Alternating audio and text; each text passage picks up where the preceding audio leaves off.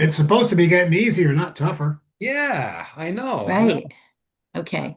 Yeah. So let's see. I gotta look and see if we're zooming yet. Yes, we're zooming, and let me go to this. Oh, that's Zoom. Where's the other thing?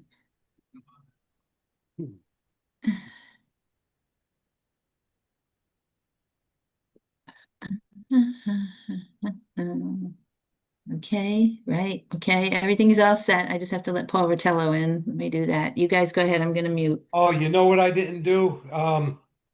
We have a correction to the minutes by Ms. O'Neill, and Oh yeah, I didn't bring a copy of it. Does anybody it's remember? okay. I know what it is. It's just an extra word and should say is, and it's just a capital I, and Yeah.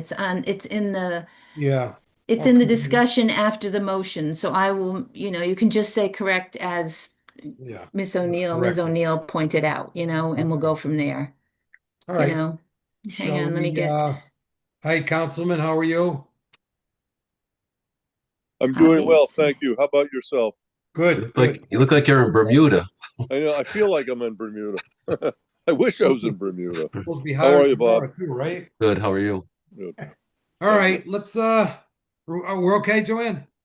Yes, you're All all right. set. Good evening, ladies and gentlemen. Welcome to a regularly scheduled meeting of the Zoning Commission of the City of Danbury, April 14th, 2026 at 7 p.m. Let the record show at 7:04. We will begin with a roll call. Commissioner Bennett is absent. Commissioner Botello.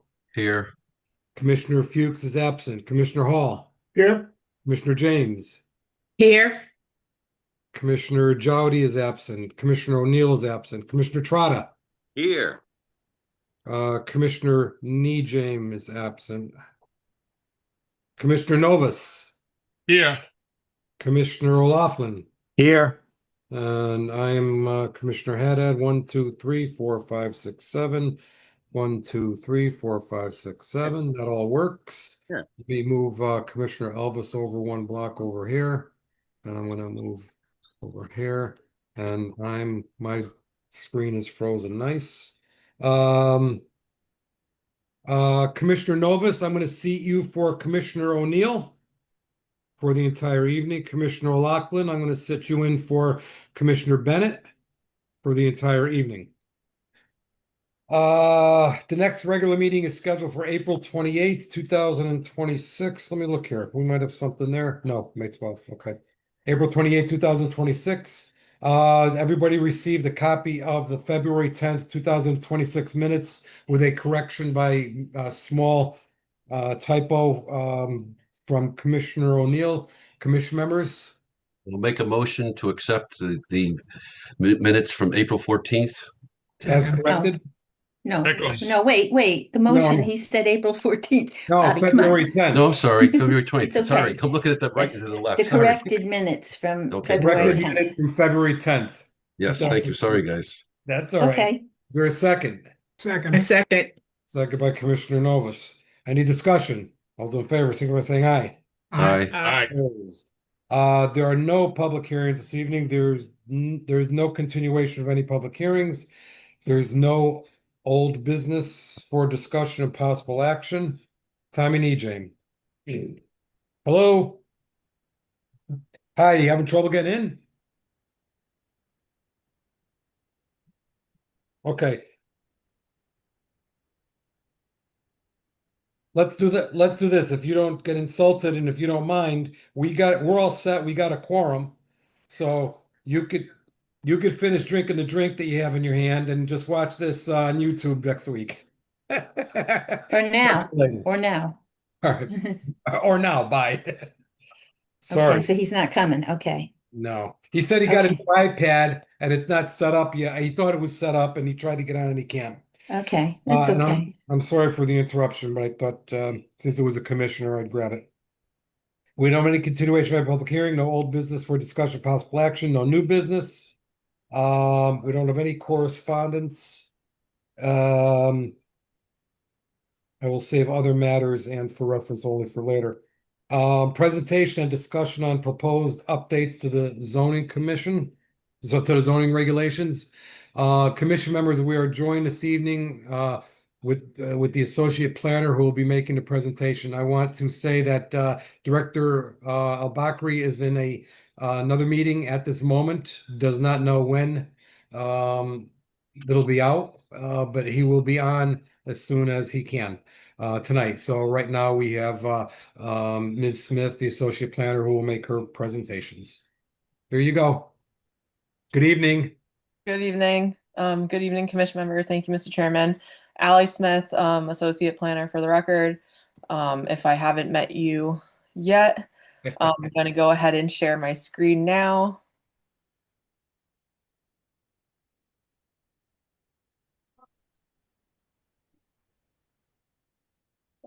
Give me 1 second. Sorry about that.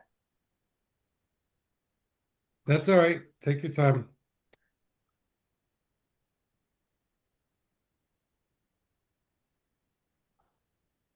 All right. Can everyone see this? Yes. Yeah, we got it. Okay, perfect. Got it. Thank you. So do you want to tell us, you're just going to be doing well, you have the question is, do you want us to ask questions during or at one time after?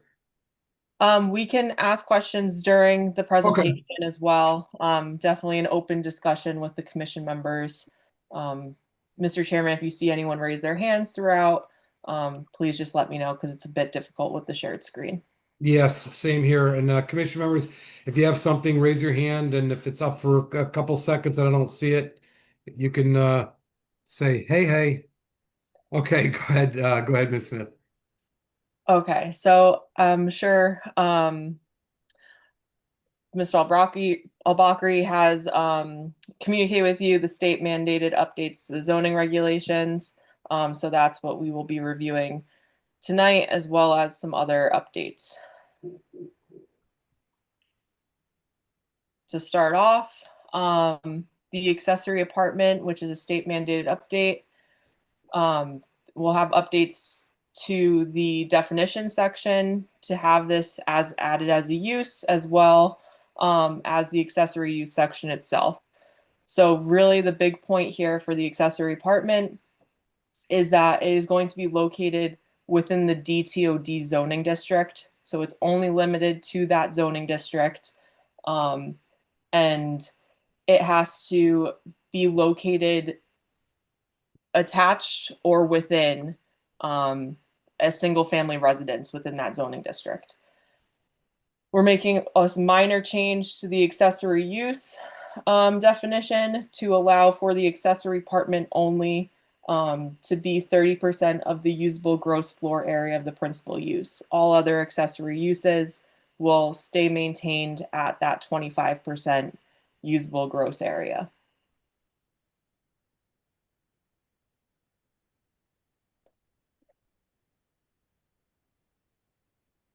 So there are some further restrictions on place for the accessory dwelling units.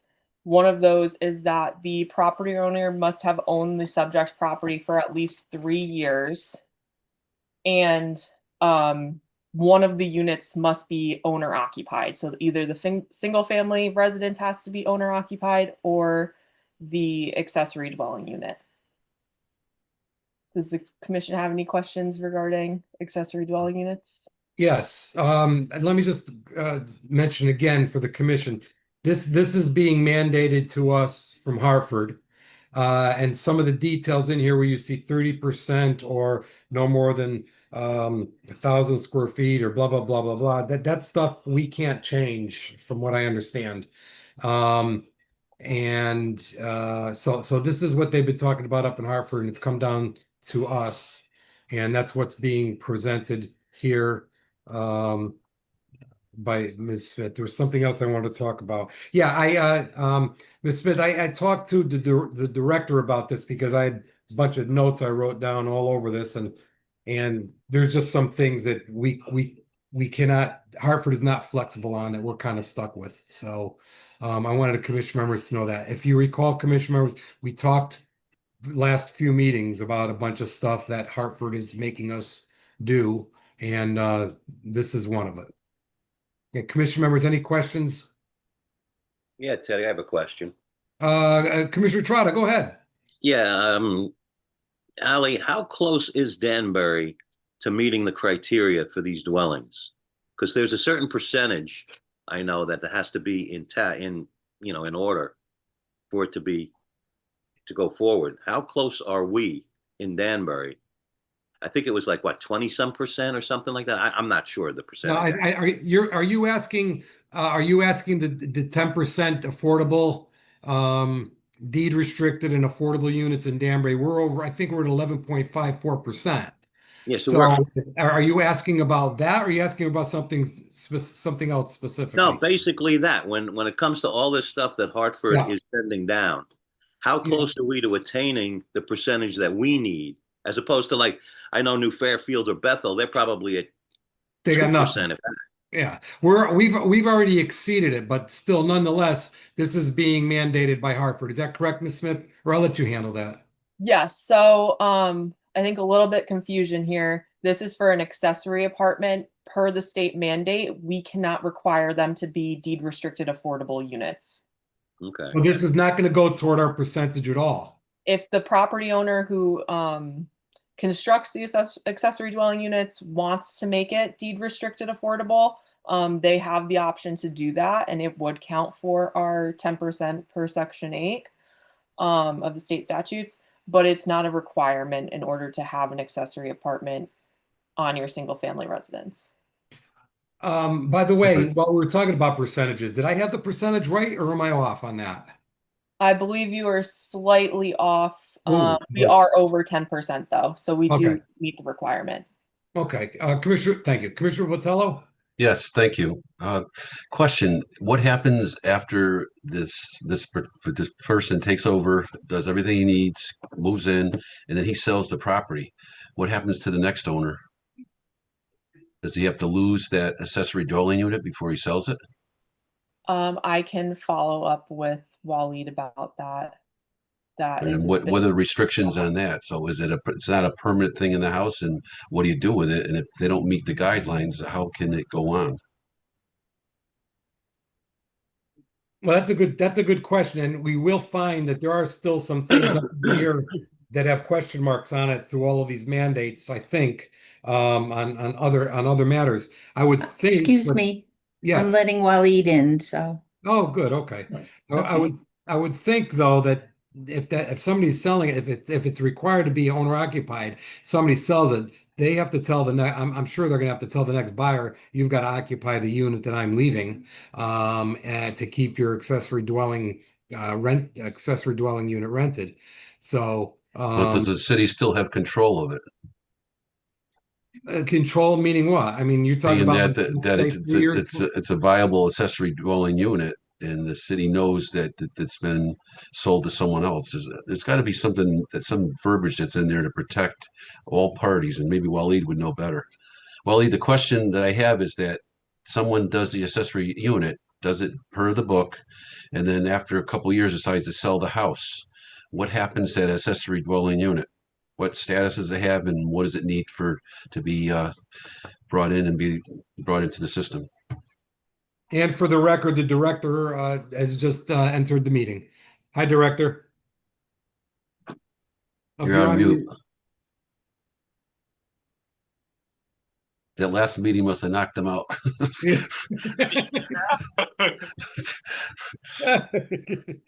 Hi, director. Go ahead. Can you hear me now? Good evening, everyone. I just came from a different meeting, so I'm a little bit talked out, so I'm going to be very... That was my guess. So, to your point, if somebody's to sell a unit, like say they have a house and they have a legal accessory apartment, the new owners will have to come in to have the license. And if they buy it, they cannot actually immediately have an accessory apartment because they have to own it for at least, as you see here on the screen, it says under bullet number 1, you must own it for at least 3 years. So it wouldn't work if somebody's selling a property that the new owner will legally have an accessory apartment. So they're going to have to keep it vacant for 3 years. I wonder how that's going to go. The issue with this one, we don't want people to keep flipping property, just for you to know. That's very important for us. It's not meant as a way to get just any time to get an additional unit. You must actually live in the property. Otherwise, what will happen is you will end up unsettling the neighborhood. You will have unstable neighborhood, people coming in and out, and we don't want this one. We want to have some control over how this is functioning. And just for you to know, and I don't know if the chair was able to mention it at the beginning, we don't expect this to happen. It's only in downtown, and the only reason we're having it is because we want to meet the state requirements. As you know, in downtown, the TOD, you can have a lot of flexibility to have multifamily. We don't see anybody using it. We are just keeping it this way to meet the new state mandate. Yeah, if you think about everything in the TOD district, there's nothing that would really qualify for this anyway. So They'd max it out on a legitimate unit. Well, you do have some single-family homes in the TOD. But you still actually can turn them into more than just accessory apartment because we don't have a limit on the size. So a lot of them could actually be 4 or 2 dwelling units. But when I say dwelling units, the big difference is when you have an accessory apartment, you have a limit on how big it could be. So it's really not very flexible, but the state wants us to have this kind of option anyway. And can you make it a 2-bedroom? Because 1,000 square feet leaves you enough leeway to make it 2-bedroom, or is that restricted to 1-bedroom? I don't believe there's actually a requirement. You can have, if you have enough space, you can have more than 1 bedroom. The only requirements is what you see here, and the other ones you will see on the next slide when Ali is explaining it. In my mind, I find it hard to believe that anybody would even in the TOD district do this anyway. I hear what you're saying, and I believe it will not be very attractive, but just we want to keep the option just in case. And we're being told to do it. Yeah, to do it. We have to do it at least in the TOD. We are not doing it anywhere else outside of downtown TOD. And let me repeat what I said. It's only applicable in the downtown TOD. It does not apply outside of that district. Excellent. Commission members, anything else at this time? Thank you. Shall we go on with Ms. Smith? Yeah, Ali, you just keep going, Ali. Okay, so just to get into a bit more, I think the director covered a lot of the questions for accessory apartments, but just to make sure, the accessory apartments cannot be leased for less than 30 days, and it would follow that zoning permit process. Additionally, it would have to be developed per building and fire codes, and in the rare occurrence that well and septic is on the property or the property is being served by well and septic, health codes will also have to be met, and additional approval from the health department will be required. Any questions here? I think we're good. Thank you. Okay. So the next section is the design standards. This is similar to the DTOD design standards that the commission approved pretty recently with that big text amendment, but basically it just provides standards so we have a more cohesive city look. It would be required for all multifamily development of 2 or more attached units or vertical mixed use buildings. And this would be the requirement for the residential portion of that vertical mixed use. And I've listed the categories here for where these design standards would really be implemented.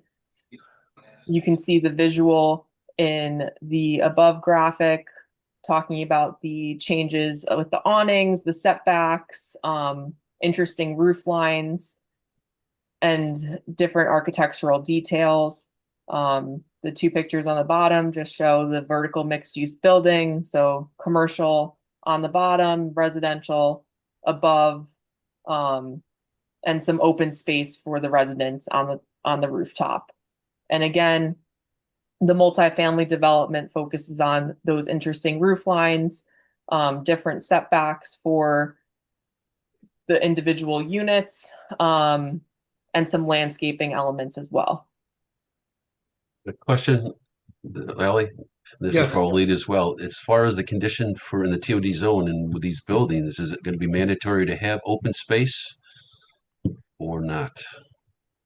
There are standards for the landscaping and what we would like to see provided for residents and commercial businesses. Basically providing that open air environment, a more interactive street front. But once again, is it going to be on the site plan where it's going to be considered open space? Either it's at the rooftop or somewhere on the property?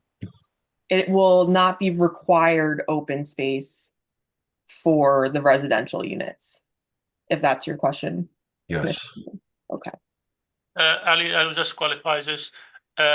Bob, if you are talking about downtown, it's not a requirement for the open space. However, outside, we have specific standards for minimum open space if you are having residential units. Great. Okay. Thank you. So, Anything go ahead. Oh, we're good. Okay, so next slide is just more examples of how the different elements of the design standards would appear to the street front. As I mentioned before, the interesting roof lines, setbacks, different heights in the buildings, things like that, parking around the rear. And if I may, Ali, so for you guys to understand, the reason why we have the items is when you have any application, we want to stay away from subjectivity. We want to be as objective as possible. And the only way to do this is if you have regulation that you can go back to.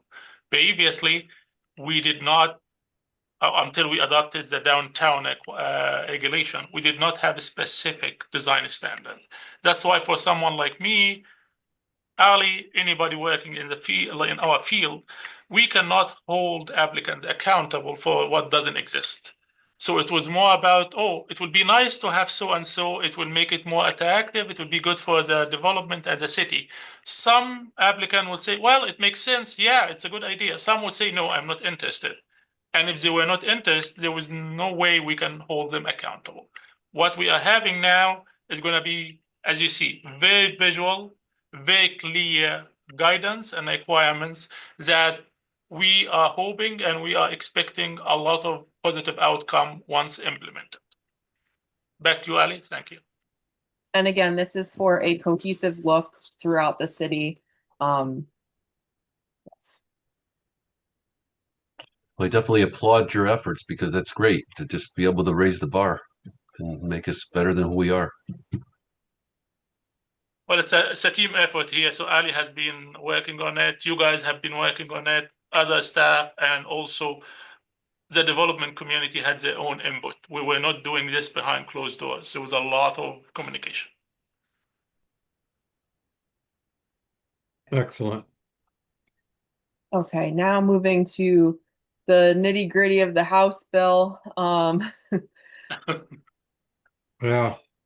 So we'll focus in on some of the definitions that are added, really highlighting the transit community middle housing, which will be added to the list of zoning districts that you see here.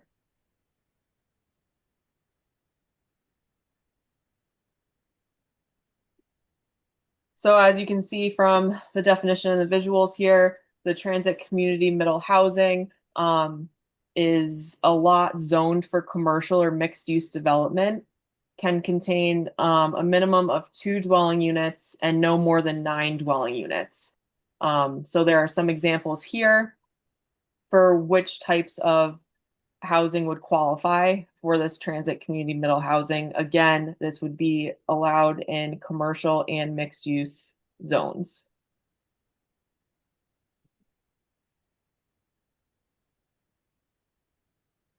As we get further into the definitions for this, we are adding in the parking needs assessment, which we will get into a bit further once we get to the section 8C4 parking regulations amendments. But this basically outlines that you can evaluate your actual parking demand for a proposed residential development rather than strictly taking the required number of parking spaces as listed in the parking section of the requirement. So if the developer potentially sees that there's a less parking need for the proposed development, they can submit this assessment and it can be reviewed by the department and relevant staff to see if that fits the need for the development. Commissioner Botello? Yes, thank you. Are there going to be any conditional or any improvements done to the RMF zones? RMF4, RMS, the smaller multifamily zones. I do not believe at this time. Director, please correct me if I'm wrong. Yeah. Thanks, Ali. Bob, as we speak now, the focus is on what you see, which is some of it is mandated by the state. What you are talking about, we have been following the state. There might be, at the end of the year, new mandates from the states for multifamily. We don't have it yet, so we're not touching it as we speak. Okay, thank you. Okay, so then the mobile manufactured home, just updating length and width of that section as well. And the set aside development is a residential or mixed use development in which not less than 30% of the dwelling units would be that affordable deed restricted, as we discussed earlier. And a summary review is the state language for the administrative review process for reviewing site plan applications. So there are going to be some uses, specifically that middle community housing, that would be under the summary review process. Who's going to make that summary review?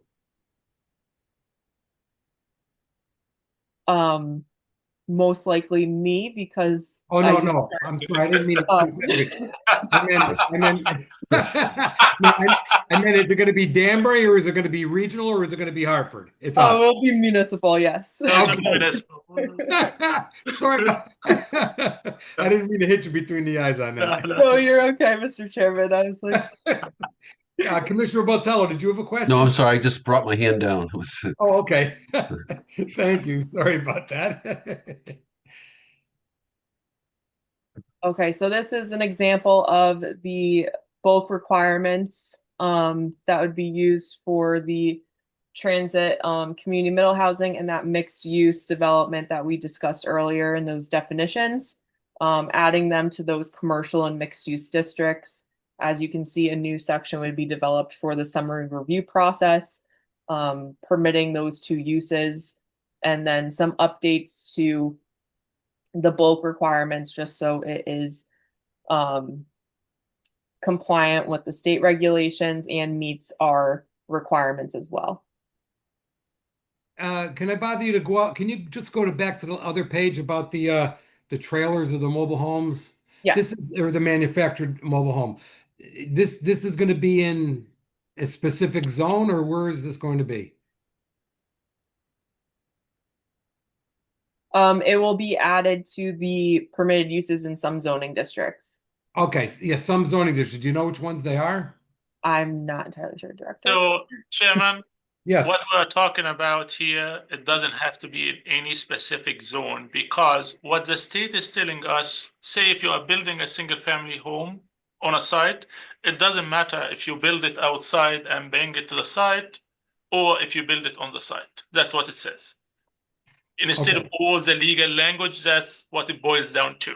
It doesn't matter from a legal point of view if you have a mobile home and just put it as a single family, or if you build it on the site.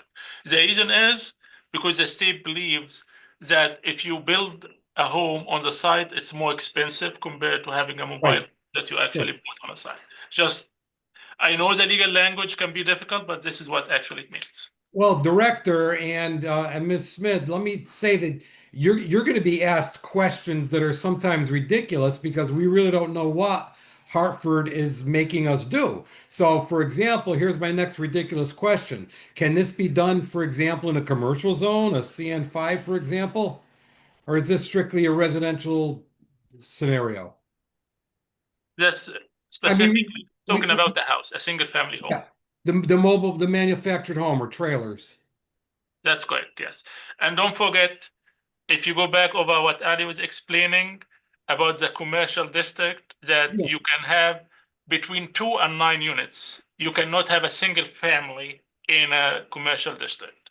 Okay. So that will apply only for our single family zones, the mobile home. Thank you. I'm going to ask another question, please, just Sure, for Commissioner Botello, go ahead. clarification. Yes. As far as mobile homes, I understand that so that there's companies that are around that manufacture, and they look pretty much like a normal house that you would stick build. But how is it? Are they allowed to bring in what are they, the single units and double units of mobile homes that they're like they put together? And it's like what you'd get in a trailer park. Is that going to be permitted? Is that what they're thinking about too? You're not going to have like a trailer type No, park I type think of I think the mobile home. question is this mobile manufactured home? Is this a language that we're using, or is this language that Hartford told us to use? Because we're used to the word modular. All Right. right. We're Exactly. using a modular, and a modular is a one-family dwelling. Well, it could be multi, but it's designed for transportation after fabrication on streets and highways on its own wheels of flatbed. All right. A mobile home, in my opinion, is like the mobile home trailer parks that we have here. So this sounds to me that the definition of a mobile manufactured home is what we're used to calling a modular. Is that correct, Director? Is that Not exactly. So let me explain to you what's going on. The definition that Ali here has on the Yes. screen, this is actually, as we speak, it is in our zoning regulation. All what we're changing is changing how wide it could be. As we Okay. speak, in our zoning regulation, it says 35 feet. The state says make it 40 feet. 40 feet. That's all what we're changing so far regarding this definition. It's not a new definition. It's not a new language. That's right. I just realized that we did talk about that already. Yeah, last time, remember? Yeah, this is as we have it now, except for the change of feet. Exactly. But Commissioner Botello does raise an issue of we're used to saying, modular rather than mobile manufactured. I see an uproar in the single family neighborhood if you start moving trailers, and that's all I can say. It's like I can tell you there's a lot of communication going on across the state and also between us and our zoning enforcement. We made them aware of the new changes. We will work on this as we start implementing it. So far, all what we need to worry about, well, actually, let me correct myself. All what we need to consider is that we are only changing how wide it is from 35 feet to 40 feet. That's it. Got it. Thank you. Sorry for the interruption, Ms. Smith. Okay, so going back down to some of the bulk requirements, as we can see, commission members, you can review that. Yeah.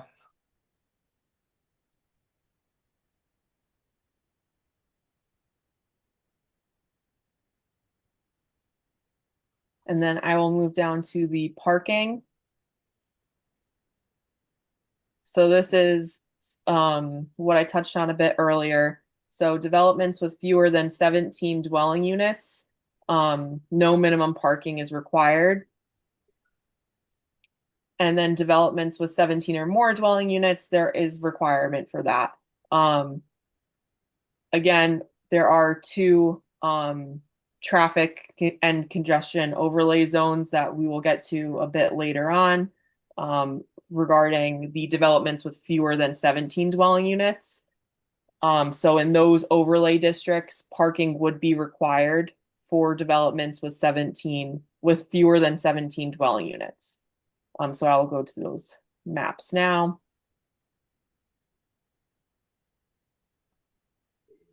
So again, in these areas, as shown in the outlines, there would be parking requirements for developments with fewer than 17 dwelling units. If you are outside of these overlay zones, there would not be parking required for developments with fewer than 17 units.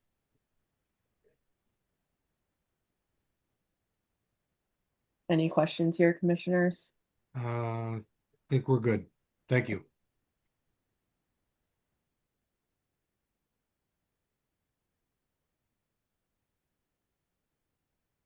This section here adds and renumbers some of the sections for an amendment to the zoning regulations and a change to the zoning district boundary.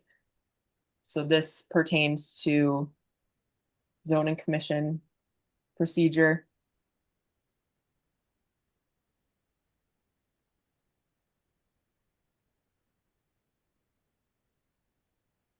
And then getting into the newly proposed mixed-use transit-oriented development. This new zoning district would provide new opportunities for infill redevelopment and neighborhood services within arterial corridors. And it transforms the fragmented zoning districts into a modern and coherent zone. So as you can see here, the section that the director is proposing includes all of these fragmented zones listed on the left. And as I go down into the proposed mixed use, you can see how it extends from the DTOD into a commercial and mixed use corridor that already exists and providing a more coherent transition into residential districts and less intense commercial zones. And again, That's taken into consideration Pad Neram Road. Is that what we're talking about? It's yeah, going up. so this will go down from the end of the DTOD at the Down Street and North Street intersection, which is located here. I'm not sure if you can see my cursor. Yeah. North Street's here, and then into Padenarum through here. That's right to the New Fairfield line, or next to the right that you to go to Amber Looks Room. like Stacy The Road, Ambo, isn't it? the Ambo, The road to Amber Room that would Yes. stop Yeah. right there. that's Okay. what it's Yeah. Looks like Stacy Road, exactly. That's right where the traffic light is. So as you know, this corridor itself has a slew of mixed uses, some conforming, some non-conforming. So this will really make it a coherent zone, especially with the new design standards provided specifically for this zoning district as well. And I think that's great. two of the major things here is that the minimum lot area is zero square feet and the minimum front yard setback is 0 feet. So we're really continuing that downtown feel with maybe less intense scale of the buildings to have that interactive street front, interactive businesses on the main level with potential residential above. Question if I can. Just thinking about 0 front yard setback, I mean, couldn't that be trouble if we have to have any road expansions in the future? Why would we want to do that now? On, for example, Padenarum Road. Yeah, so it's similar to the DTOD district where there is a 0 front yard setback there as well. It is already, okay. Yes, if there are any needs for a sidewalk per se, an easement can always be granted by the property owner or conveyance to that effect. Okay. Thank you.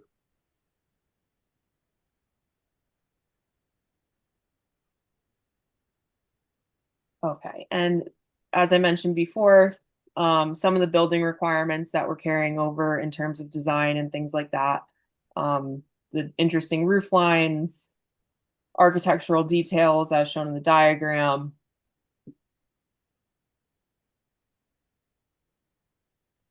Any questions, commission members? No, thank you. Commission members, we're good. Looks like we're good. Thank you. Okay, and I believe that is the end of the presentation. If anyone wants me to jump back to a section to review, please let me know.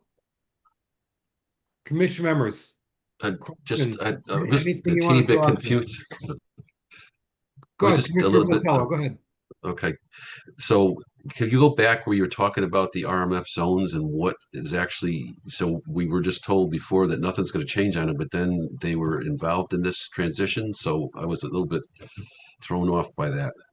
So when you say mixed use transit oriented development in the RMF 4 and the RMF 6 zones, what is that going to enhance? What's the ability that's going to be given to that zone? They would be allowed to have some mixed use in those zones with some limited residential component as well. So You're, Commissioner, you're, ta- you're what talking about about highly residential zones. They want to be able to put mixed use in a deep Commissioner residential zone. Botello, it is only going to be in the corridor as shown Okay, here. So the properties that are located in those before mentioned zoning districts, again, it's just in the corridor that's proposed here. okay, thank you. So Okay. that section does abut some of those zones, which is why you see them listed above. Makes sense. Director, did you have something also? I don't see it as confusing. If you go back, if you don't mind, Ali, to the slide that had, yes, this is the one.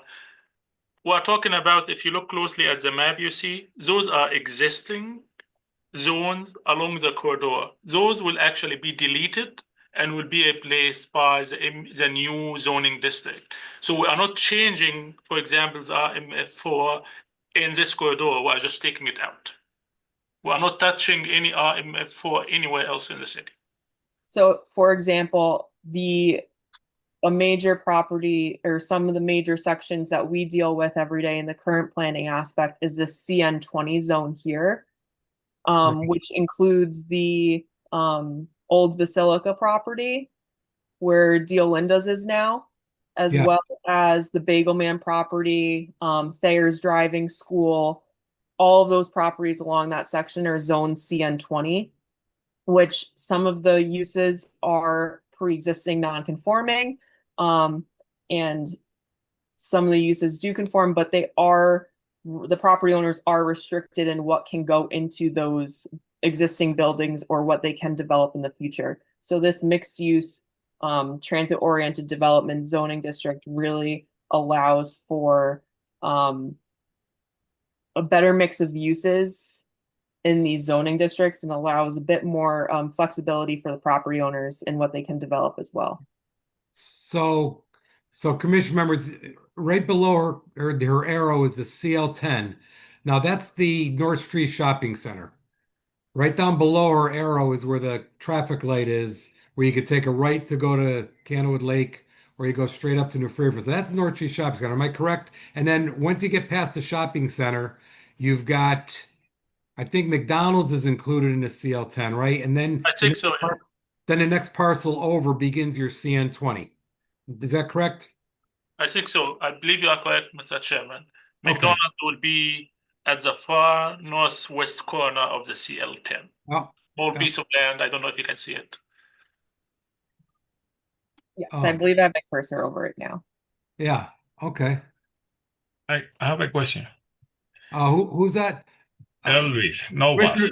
Commissioner Novas, go ahead. Ask away. So there is a plan around, the queue going Yeah. to. So there's a plan for building some new project. So that's gonna be affecting that whole area. Is that taken in consideration here with the new proposal, with new changes? So I believe across the street from the queue is going to be 9 units, something like that. Is that Yeah, it's that's Earth, what you're Earth referring to, Movers right? is doing that. Yes, something like that. All right, yeah. So then your question is If- this, does it fall within this corridor? And how will Yeah. it? Is there any correlation with these things that we see in here with the new corridor? With that project, is it affecting in any way? I'm sure after they have an approved site plan, then they've already started demolition and excavation. They're not going to be changing their plans. It's going to stay cluster housing. I think it's like 12 units. Something But like that. it's cluster units, and they're already moved ahead, and they're not going to resubmit a plan to make it mixed use. I'm sure of that.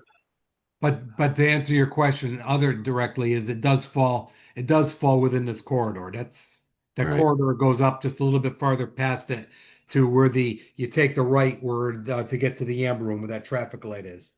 And this parcel is about 3 or 4 parcels before that on the right. Yeah. So it is within the corridor. I don't think anything that's being done here on this is going to affect that at all because they're married to what they're doing right now. All right, Commissioner, you good on that? Yep. Good, thank you. Anything else, Commissioner? Commissioner Botello, your hand's still up? Oh, I'm sorry. That's all right. Anything else, Commission members, right now? Where were we? Who had the floor? Ms. Smith or the director? That concludes the presentation. If there are no more questions from the commission members. Let's see if there are. Commission members, anything else?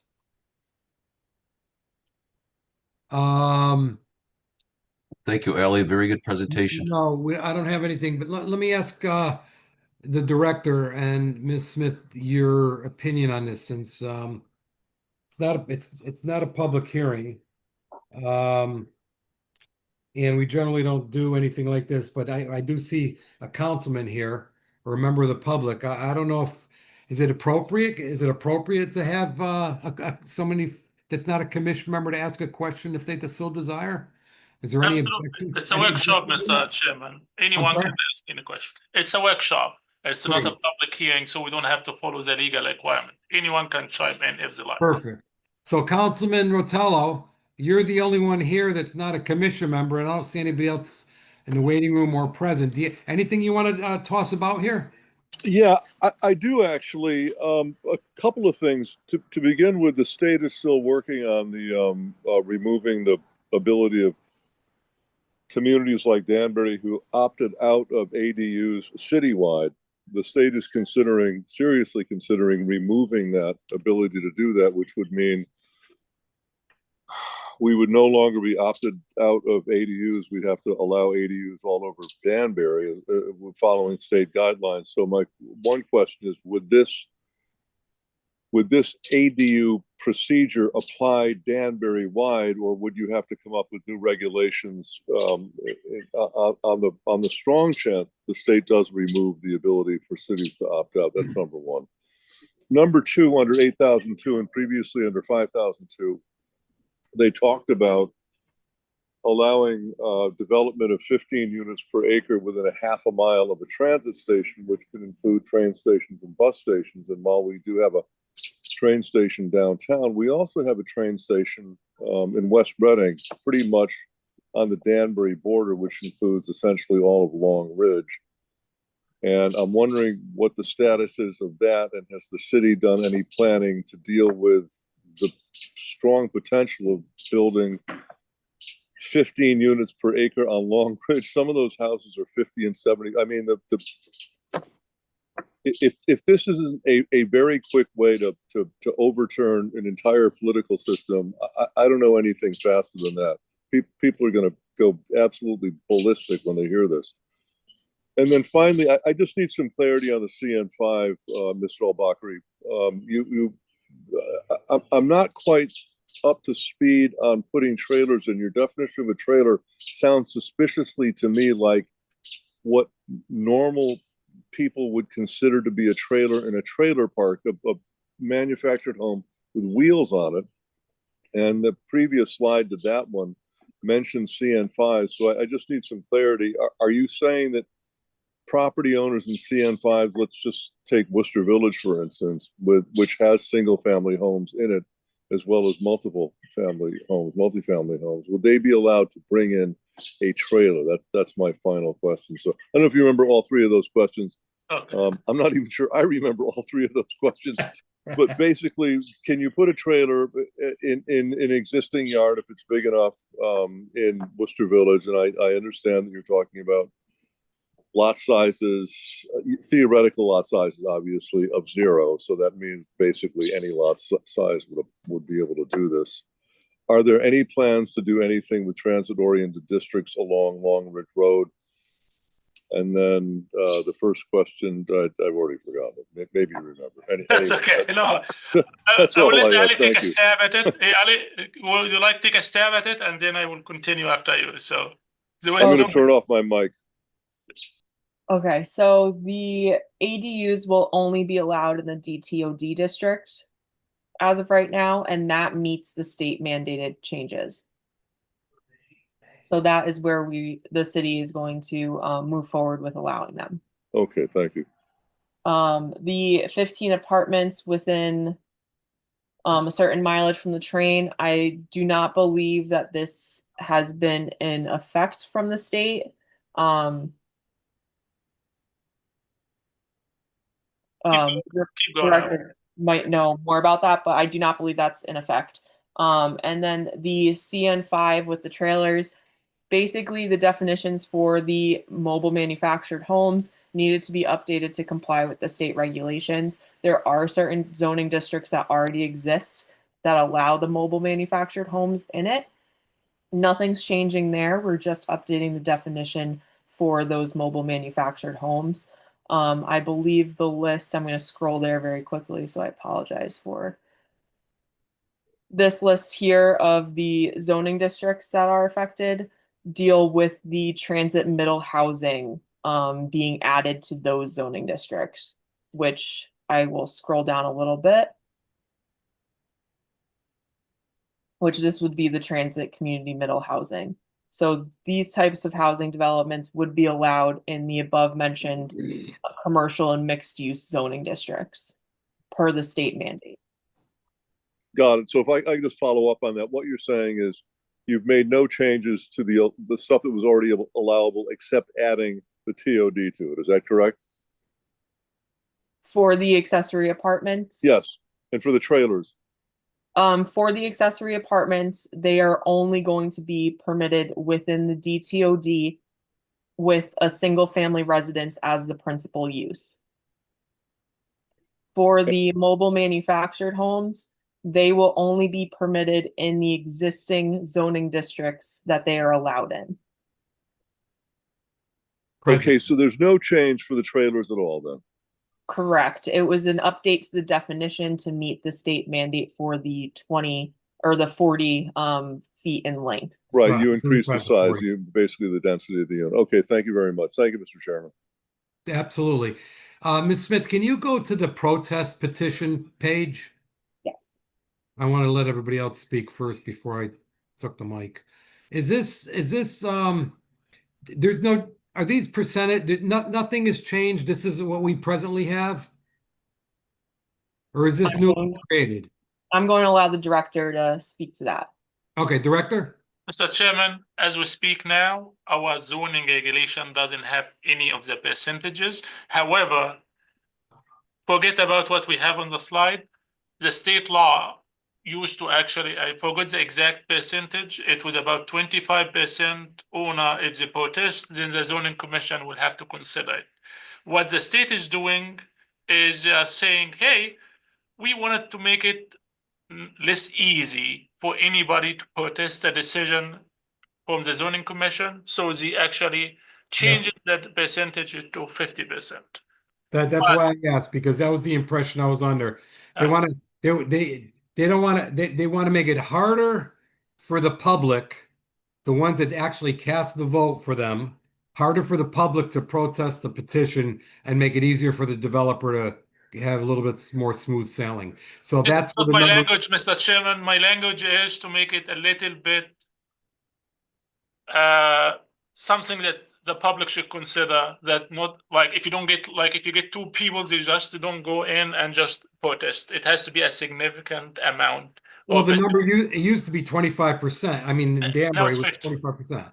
And then actually it was protected by Connecticut general statutes as well. Hartford changed it to make it harder for somebody to protest and easier for the developer to go through with their projects. Yeah, you want people to consider their decision first. That's what I would say. And I think right now they got on the board where they're going to remove the environmental protest totally. There used to be a provision for somebody to make a environmental protest against protected lands and wetlands, and I think they're removing that altogether. But I wanted to just double check when I had asked Ms. Smith to put this here to see if we can, our 10I5 has always been there, but it's the percentages that change. Is that correct? Yeah. Okay. Thank you. Thank you, Ms. Smith. Commission members, any more questions? If anybody's trying to ask, I can't see you, that you may be muted. If anybody's trying to ask a question while they're on mute, just remove yourselves and ask. Anybody? Or we're back to full screen here. Now I can see everybody. I don't think so. So, Ms. Smith, thank you very much for two things, for your presentation tonight and your hard work.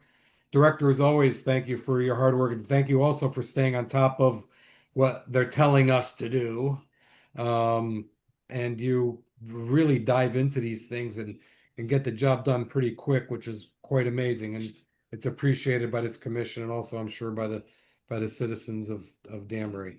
Do the presenters, Ms. Smith, Director, you have any final comments or further discussion that you want to throw out? No, thank you, Mr. Chairman, and the committee, and Ali. She did just a phenomenal job tonight. And one Excellent. thing that I would like to mention, I don't know if it was mentioned before I joined you guys or not. If you look at the two documents, the one for downtown and the other one for the corridor, we are making it a requirement if you have housing over a certain bit, like over 10 units, that you have to have a component of affordable housing as a requirement. This is a change we have, and it's very important for us. Number one, we need affordable housing. As you all know, each community is required to have at least 10% affordable housing. So sometimes we were trying before to have the incentive. So you say, hey, you can have more units if you can have a percentage of affordable housing. Now, because we as a city are at, I believe, 10.51 or so percent affordable housing, we need to actually acquire affordable housing. We are very flexible. If you look at the regulations, they are very flexible, they are very forward looking, but we still need to protect the city's best interest, which is actually meeting the 10% affordable housing. Otherwise, as you know, the consequences can be severe. We can lose our autonomy in terms of a lot of decisions related to zoning and also other issues. So this is a big component we added in the new documents that were sent to you. Excellent. Director, can I ask if there's is there anything pending right now under the HIO? Any properties, any projects, housing incentive option? In terms of, as we speak now, not pending, we have some affordable housing that are coming online, hopefully. One of them is going to be senior housing on Main. I know the the councilman is here tonight. He was asking me about it last council meeting. We're hopeful that the whole construction will be completed in 2 years. If this is the case, the city will get 79 new units that are senior housing and affordable. Do you know the percentage of each? So what percentage of that senior housing will be affordable? all of them will be senior housing. Oh, yep. Minimum 80% of the senior housing will be affordable. 80% of the 79 units will be minimum will be affordable. Yes. Oh, that's excellent. All right. However, don't forget, the more housing we get in general, the lower the percentage goes. So we need to, all the time to be actually having more affordable housing. Right. Yeah, no, I was asking about the housing incentive option, for example, anything that we recently approved. I don't know if the guy on which Commissioner Botello was just talking about over on Padenham Road across the street from the Q. I thought it was 9, maybe now it's 12. I was wondering if they got any extra units under the HIO, or the guy over by the reserve that we changed from industrial, Blasius. We changed from industrial to multi. I don't know. They mentioned they may come in under the HIO for more units. I don't know if that's happened at all. Do you know? Okay. First question you had about the 12 units. Ali might know more than I do. Ali, do you have any idea about the 12 units? Yes, so that's for 1 and 3 Pembroke. Yes. That is going to be a 9-unit cluster development, and they're maintaining that 9 at a market Oh. rate. Oh, so it is 9, Bobby. Okay. Okay, thank you. The other one you were talking Vitello about. was a bit Sorry, go ahead. confused. I believe Commissioner Vitello was a bit confused with the Damia Drive application, which added 12 units to their development. Right, okay, sure. That certainly is not going to be affordable. Unless you can afford 1.2 million. Director, what were you gonna say about the Blasius property? Anything? Yes, the Blasius one, it's at a stage where they actually are looking at how to build it. So it's too far ahead to tell when they are going to come back to us with an actual site plan application. Okay, okay, got it. Thank you. I know that they were actually looking at different options for selling the property or actually teaming up with a developer to develop it based on how it was approved. But this is the latest I knew about it. I don't believe that they did any actual engineering studies about the site yet. Thank you very much. Commission members, anything else? Director, Ms. Smith, I think we're good. Don't Thank forget, you. we have an Yeah. open house. If you can actually join us, you don't have to stay all the time. You can come in any time between 4:30 and 6:30 and just leave any time. It's going to be just collecting ideas, talking to you, explaining what's going on. It's very informal. I understand if you cannot make it, but if you can just show up for 10 minutes or so, it would be helpful as well. That's Perfect. tomorrow night, right? No, it's Thursday, isn't it? It's What's Thursday. Yes, that's it. It's on You should- Thursday? Okay. Yeah, did you receive an email from Joelle? Not yet. Okay. Yeah, everybody got it. Oh, we did? Okay. Yeah, it's 4:30 at the Palace Theater. That was on last week. Thursday the 16th. Okay. Yeah. Right. Yeah, I was gonna thank you, Director. I was gonna mention that under the other matters. So yeah, commission members, it'd be great if you want to stop by. We've had a couple open houses like this before, and we had one, I think, a Mothership at one time too. Yes, we had one at Mothership for downtown. Yeah. This is just like so cool because the people we're so transparent in what we do. Nobody can say, "Hey, you put one over on us." Everybody knows ahead of time, and that works out great. I think, especially for a city this size. All right. Well, thank you very much. I said there was. Sorry, Chairman. Ali, do you have any final comments? Anything you want to add? No, I just want to say thank you to the commission for having me. Thank you. It was great to have you. Yeah. And thank you for your hard work and great presentation. Much Yes. appreciated. Much Yes, for sure. appreciated. Very well organized. Yeah, excellent. So we do have under reference only a petition of Walid Al Bakri, Planning Director, to amend the master plan for the reserve, specifically the project phasing and future use update and the phase plan from 2016 addendum. That public hearing is scheduled for May 12th, 2026. Director, thank you. I got the copies of the letters that you sent me. We talked about it today on the phone. I do want to give you a call because I did see a problem with one of the letters, and I want to see if we can catch it before that Sure. meeting, or get your opinion on it. Maybe even tonight. Well, I could talk to you tomorrow about it. I know you. Let me know. Okay. Yeah. Okay.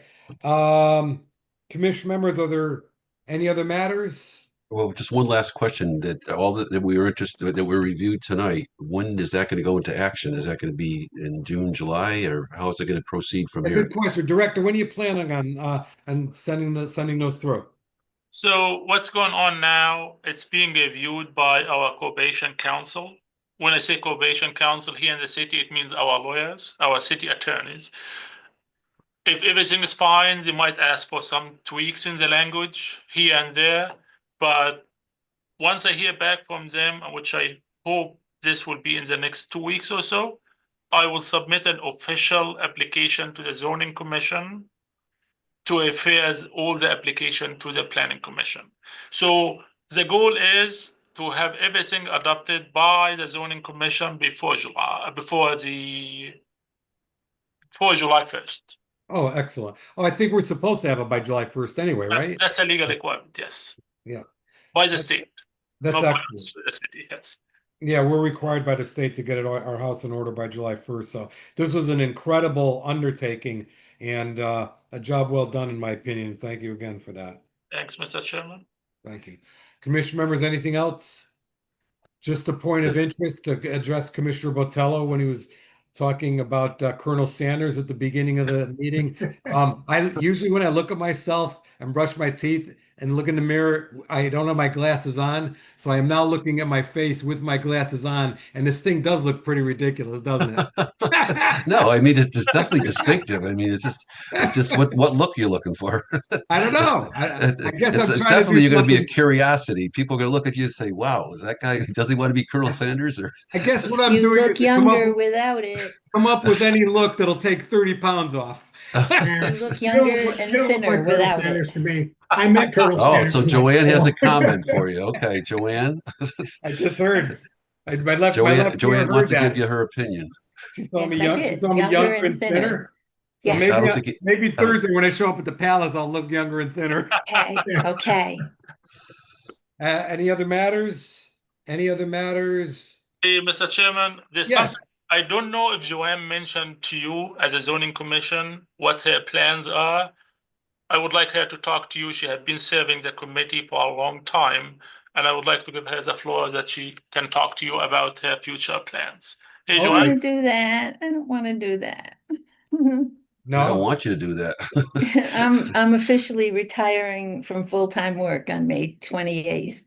Oh my God. Oh, May 28th. And Waleed has asked me to come back part-time, so I will be doing that.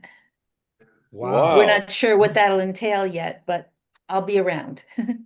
I hope so. Well, congrats. Well, first of all, I don't want to be selfish and say no, no, no, no, don't. So I have to say congratulations. So congratulations on the retirement. But wow, that's well, I'm glad we're still going to have you. It's been just about 40 years, Ted. Come on. Yeah, I know. And I know. my last birthday, I turned 70, so I think it's time I slowed down a little. I just, when I look at you, you still look so young because we've known each other for so long. Yes, that's I it. We've don't known see each it- other I for don't so see long. a 70-year-old Joanne. I don't. I know, I can't believe it.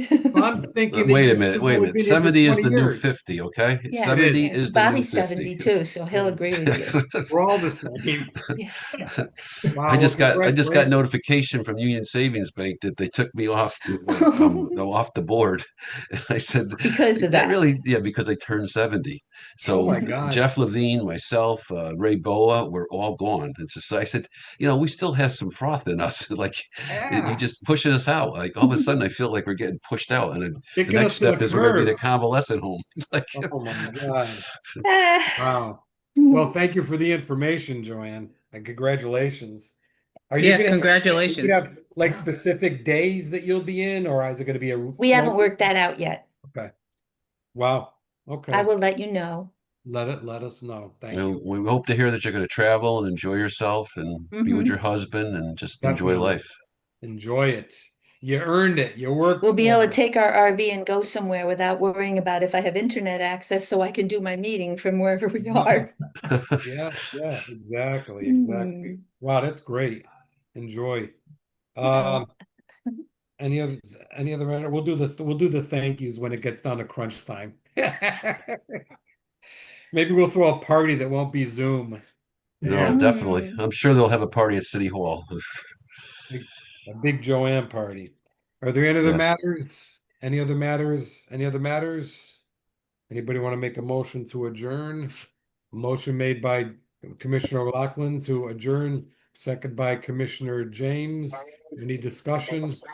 All those in favor, signify by saying aye. Aye. Opposed? Aye. Let the record show at 8:11, we have adjourned. Thank you, everyone. the Thank you. presenters and the Thank you. commission members. Thank you, Teddy. Excellent presentation.